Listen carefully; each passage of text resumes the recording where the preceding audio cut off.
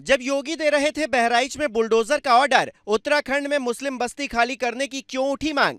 जहां है केदारनाथ, तुंगनाथ और त्रिजुगी नारायण जैसे हिंदुओं के प्रसिद्ध धाम, वहां हो रहा है महापाप। क्या हल्द्वानी के अब्दुल मलिक की तरह चमोली में भी बन रहा था कोई प्लान? खुलासा सुन होंगे हैरान। जब यूपी के बहराइच में आरोपियों के घरों पर नोटिस चस्पा किए जा रहे थे, तब उत्तराखंड के योगी पुष्कर सिंह धामी के पास ऐसी फाइल पहुंची जिसे सुनकर हर हिंदू कहने लगा कि ये तो पूरी बस्ती खाली करनी होगी। ये उसी चमोली की बस्ती है जहां के कुछ गांवों में कुछ दिन पहले स्थानीय लोगों ने एक नोटिस लगाया था जिसमें लिखा था कि यहां गैर हिंदुओं और रोहिंग्याओं का आना मना है। वो नोटिस पुलिस ने जैसे तैसे हटवाया, लेकिन उसके बाद इतना बड़ा रहस्य खुलेगा, किसी को उम्मीद नहीं थी। और वो रहस्य क्या है, उसे समझने के लिए आपको ये पूरी कहानी सुननी होगी। उत्तराखंड की राजधानी देहरादून से 260 किलोमीटर दूर पड़ता है चमोली का खानसर टाउन, जहां एक व्यापारी संगठन ने 15 मुस्लिम परिवारों को अल्टीमेटम दिया है कि 31 दिसंबर तक इलाका खाली कर दें। खानसार मार्केट में एक चेतना रैली निकालने के बाद संगठन ने एक रेजोल्यूशन पास करते हुए कहा कि अगर मुसलमान नहीं माने तो उनके खिलाफ कानूनी एक्शन भी लिया जाएगा। बताया जा रहा है कि इतना ही नहीं, जो शख्स मुसलमानों को किराए पर घर या कोई चीज देगा, उस पर भी खामियाजे के तौर पर 10,000 रुपए का जुर्माना ठोक दिया जाएगा। ऐसे में मुसलमान पलायन करने को मजबूर होंगे। मीडिया रिपोर्ट्स की माने तो यह भी तय किया गया है कि कोई भी फेरीवाला खानसर के किसी भी गांव में एंट्री ना कर पाए।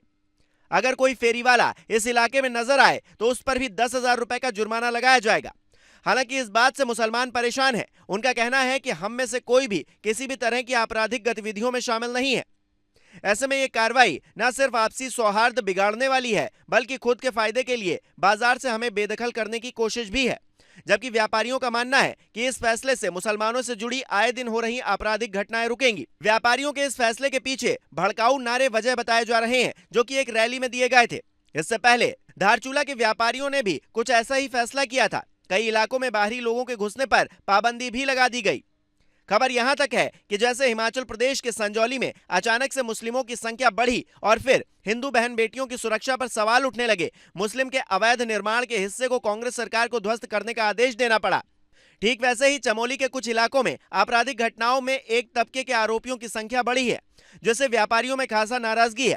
कई रिपोर्ट्स में दावा किया गया है कि उत्तराखंड में कई इलाकों में अचानक से मुस्लिमों की संख्या बढ़ने की बात सामने आई है। चमोली से करीब 300 किलोमीटर दूर हल्द्वानी में जो हुआ, वहां अब्दुल मलिक नाम के व्यक्ति ने अवैध कब्जा कर पूरी बस्ती बसाई। पुलिस गई तो पथराव करवा दिया।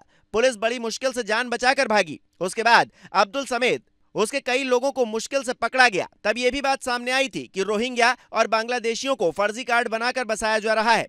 जो काम असम में हो रहा था, वहीं देश के अलग अलग हिस्सों में किया जा रहा है। सरकारी जमीनों पर अवैध मजार और मदरसे भी बन रहे हैं।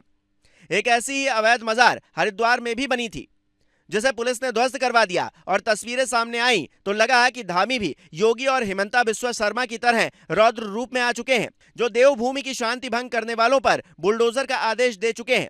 और चमोली इसलिए ज्यादा अहम है क्योंकि ये उसी रुद्रप्रयाग जिले में पड़ता है जहां हिंदुओं के कई बड़े धाम केदारनाथ, तुंगनाथ और त्रिजुगी नारायण जैसे मंदिर पड़ते हैं।